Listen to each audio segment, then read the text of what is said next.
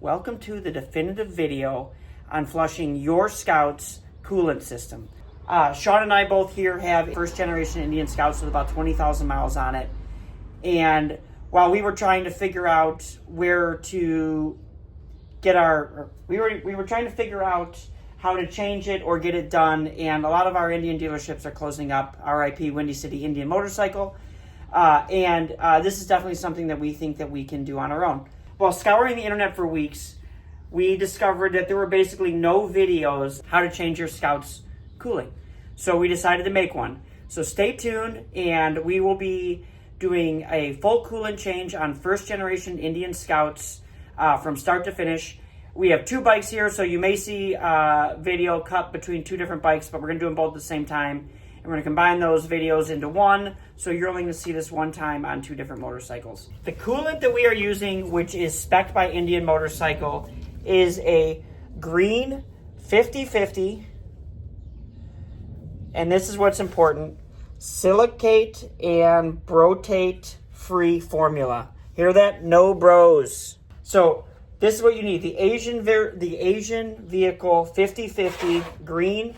This is the Valvoline. We're also got Peak. Peak's going to go in Sean's.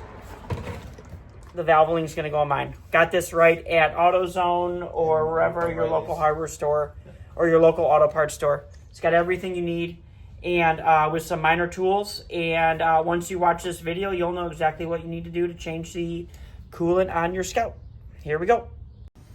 First thing you got to do is you have to take all your accessories off the bike, get your bike prepped. Seat's got to come off, and as we'll see right away, this is the coolant reservoir. Right, which is not the main fill. The gas tank has to come off.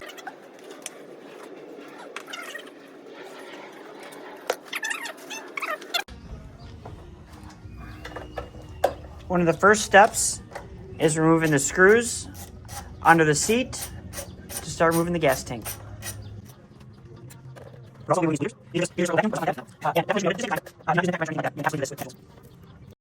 that we got these screws out, we're going to go ahead and we're going to remove these hoses. Just like that.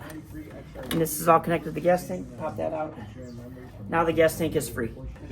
What we have here is a piece of wood wrapped in cloth, just to protect the tank, but also to hold it up while we go ahead and remove the two connections to the gas tank, which are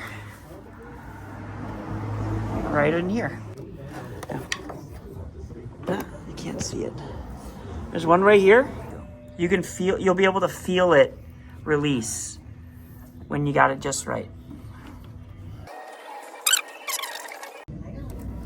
So we were able to remove the gas line right here very easily, right behind the cover.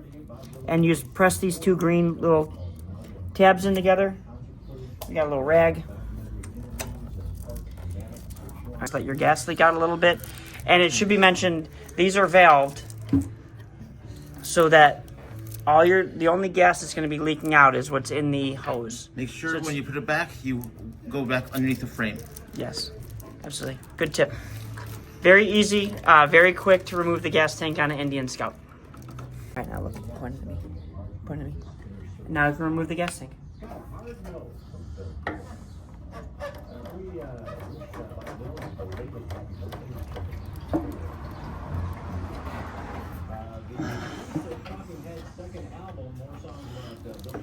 Am I connected? Yeah, no, you are. It's just this piece. Okay. Because you gotta go around the tank. Hold on. There we go. Pro tip, have a good safe spot for your gas tank once you remove it. The last thing you want to do is ding up your gas tank trying to save a couple of bucks doing your own coolant.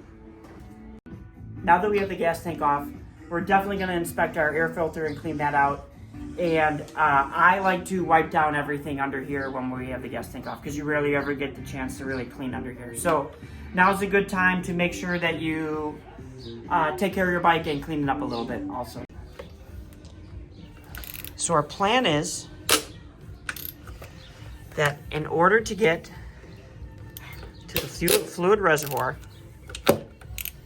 filled, we're going to remove this side rail on the right-hand side of the engine. And that way we'll have full access to the fill.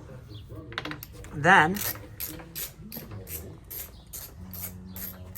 we're going to remove this and we're going to drain it from here.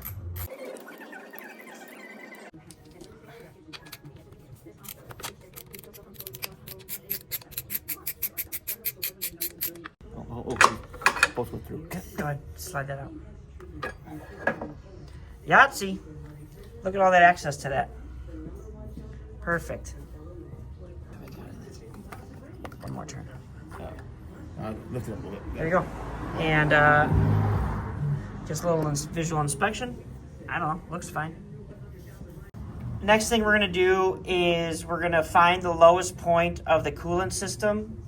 And we know that it's down here at the bottom of the radiator, but we've decided that removing this hose will allow us to drain at least most, if not all, of the radiator fluid, and then we'll fill it back up. We've looked under the radiator a few times and can't seem to find a suitable radiator plug to drain. So this is our next best option.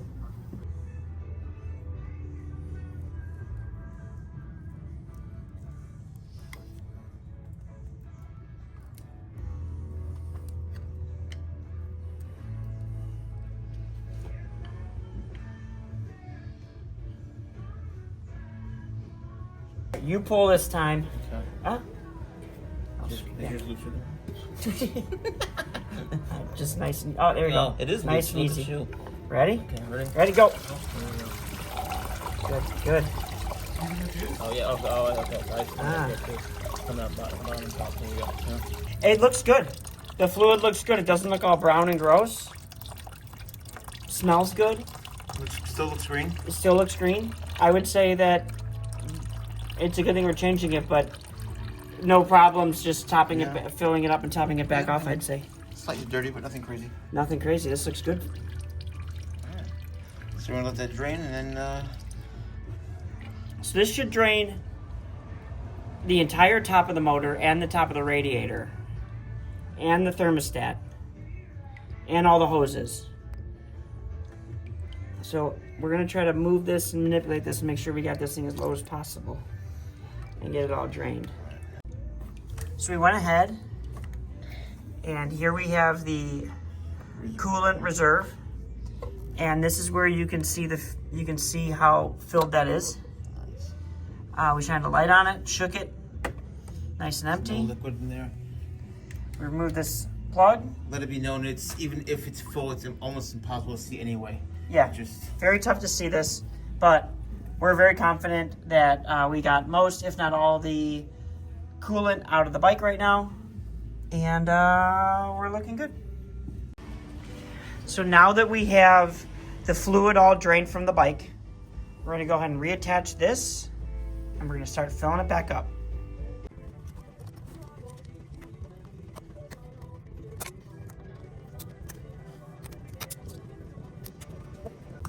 The next step is we need to pinch off the reservoir overflow tube so that when we're filling this doesn't fill up the reservoir.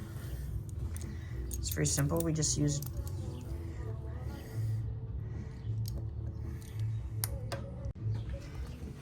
So the next step here is we need to start filling up the cooling system again. And how we're going to do that is we're going to use a transfer pump to fill up the top hose of the radiator. So what we're going to do is we're going to remove this clamp next so that we can have access to this radiator hose, and then we can fill it up from there.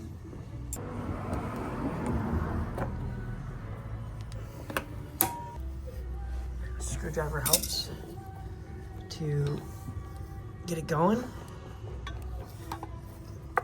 All right, there you go. Cool. Yahtzee.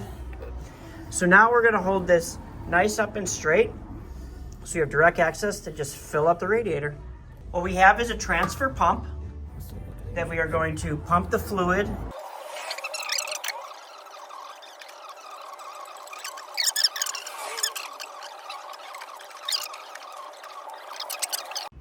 So now that we have the hose filled up, the hose is holding coolant up to about here.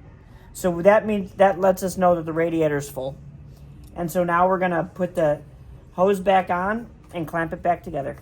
So what you're doing is we're just pumping air through that, and you can see bubbles coming out of there. And when you first started doing it, there were a lot of bubbles, right? And we went through a whole bunch of fluid that was still just sitting right in the top of there that should have definitely gone through the system.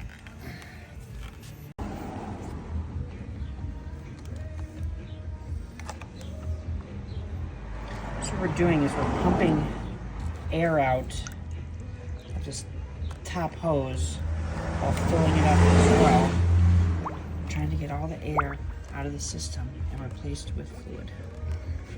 Opening this bleeder valve is an essential part of this process.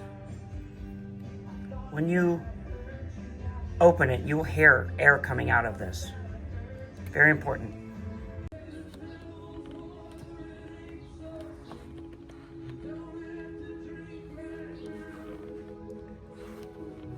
So what I'm finding is after you pump it for a while, you know it's getting pretty good. When the fluid level is stable and you don't get a lot of erratic bubbles, you're just getting the whole fluid to pump up and down.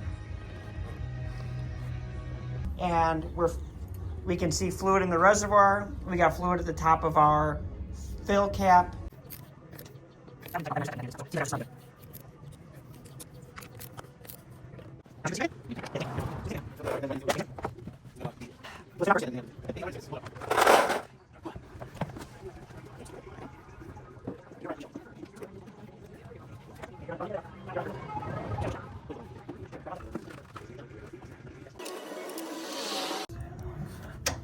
These little vents are fun, but just give them a little time and they'll pop right in.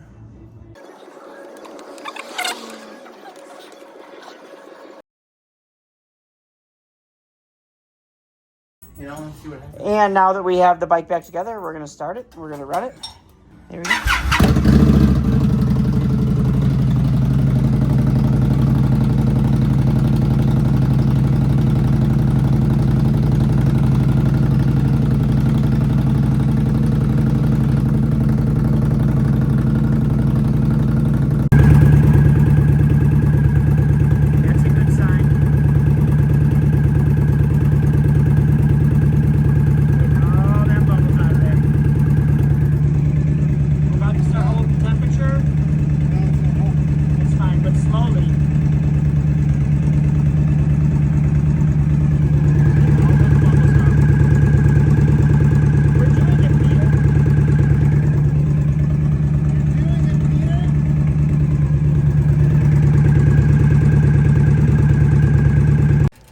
We have our bleeder valve at the top of the system, and now that we've been running it, we're going to open it up and you're going to hear all this air get released.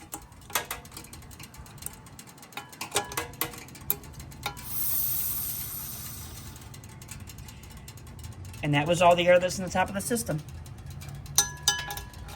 Now we're going to close this.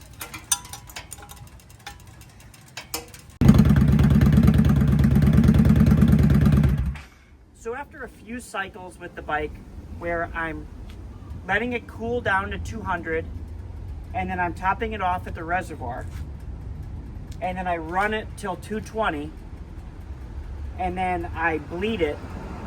After 3 or 4 cycles of that, and noticeably getting a lot of air out of there, done. We're gonna do one last bleed on this, and we're calling this job done.